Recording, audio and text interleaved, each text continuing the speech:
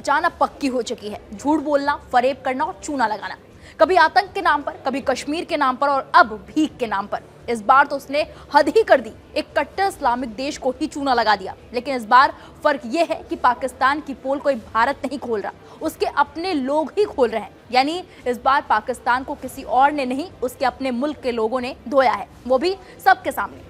उसके अपने एक्सपर्ट, उसकी अपनी आवाज। दरअसल सऊदी अरब ने 24,000 पाकिस्तानी भिखारियों को डिपोर्ट कर दिया, यूएई ने 6,000 और अजरबैजान ने 2,500 पाकिस्तानी बाहर निकाल दिए। और अब पाकिस्तान के एक्सपर्ट कमर चीमा खुद पूछ रहे हैं, इतनी बड़ी तादाद में लोग विदेश कैसे पहुंच गए?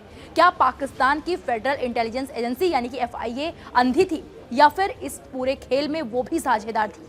कमर चीमा साफ कहते हैं, अजरबैजान से हमारी नई नई दोस्ती हो गई और बड़ी विजिट हुई, लेकिन उसे भी पाकिस्तानियों ने चूना लगाना शुरू कर दिया।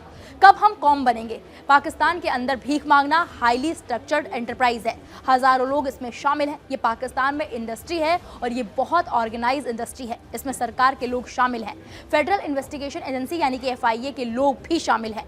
जाहिर सी बात है कि इतने बड़े पैमाने पर लोग जाते हैं। 25,000 लोग सऊदी गए तो क्या FIA को नजर नहीं आए ये लोग? 6,000 UAE गए, आप समझ लें कि 32,000 लोग उन्होंने भेज दिए, और कई तो ऐसे होंगे जो डिपोर्ट नहीं हुए। यानी कि कमर चीमा खुद कह रहे हैं कि पाकिस्तान में भीख मांगना मजबूरी नहीं, ये एक ऑर्गेनाइज्ड इंडस्ट्री है, एक ऐसा धंधा जिसमें हजारों लोग शामिल हैं। और हैरानी की बात यह है कि सरकार और इंटेलिजेंस एजेंसी के लोग भी इसमें शामिल हैं। यानी पाकिस्तान का सिस्टम सिर्फ झूठ बोलना नहीं जानता, झूठ को एक्सपोर्ट करना भी जानता है। अब जरा सोचिए, 25,000 लोग सऊदी चले गए, 6,000 UAE चले गए, 25,000 अजरबैजान पहुंच गए। क्या ये सब बिना पासपोर्ट, बिना वीजा, बिना इमिग्रेशन क्लियरेंस के हो गया? नहीं, ये सब हुआ सिस्टम की मिली भगत से। यही वजह है कि UAE ने अब पाकिस्तानियों को वीजा देना लगभग बंद कर दिया है। सिर्फ 55 साल से ऊपर वालों को ही मौका मिल रहा है। पाकिस्तान ने अपनी हरकतों से अपने ही लोगों के लिए दरवाजे बंद करवा दिए। अजरबैजान, जिससे पाकिस्तान ने हाल ही में दोस्ती की, फोटो सेशन करवाए, जहां भाईचारे के दावे किए, वहां भी पाकिस्तान ने अपनी पुरानी आदत नहीं छोड़ी, चूना लगा दिया। ये हम नहीं कह रहे, ये खुद शहबाज के लोग ही कह रहे हैं। यही पाकिस्तान की समस्या है, वो दोस्ती भी करता है तो धोखे के इरादे से।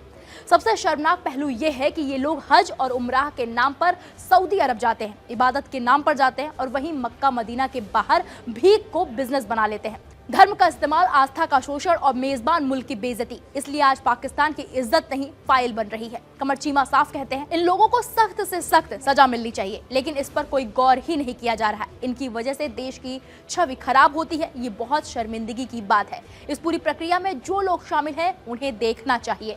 कमर चीमा सजा की मांग तो कर रहे हैं, लेकिन पाकिस्तान में ना सरकार सुनती है, ना एजेंसियां जागती हैं। क्योंकि जब फरेब एक आदत बन जाए और झूठ एक सिस्टम, तो शर्म अपने आप गायब हो जाती है। आज पाकिस्तान को आईना उसके अपने लोगों ने ही दिखाया है। दुनिया तो पहले ही जानती थी, लेकिन अब सवाल यह है, क्या पाकिस्तान खुद अपनी सच्चाई स्वीकार करेगा, या फिर झूठ, फरेब और चूना यही उसकी स्थायी पहचान बनी रहेगी? फिलहाल इस मामले पर आपकी क्या राय है, हमें कमेंट बॉक्स में जाकर जरूर बताइए।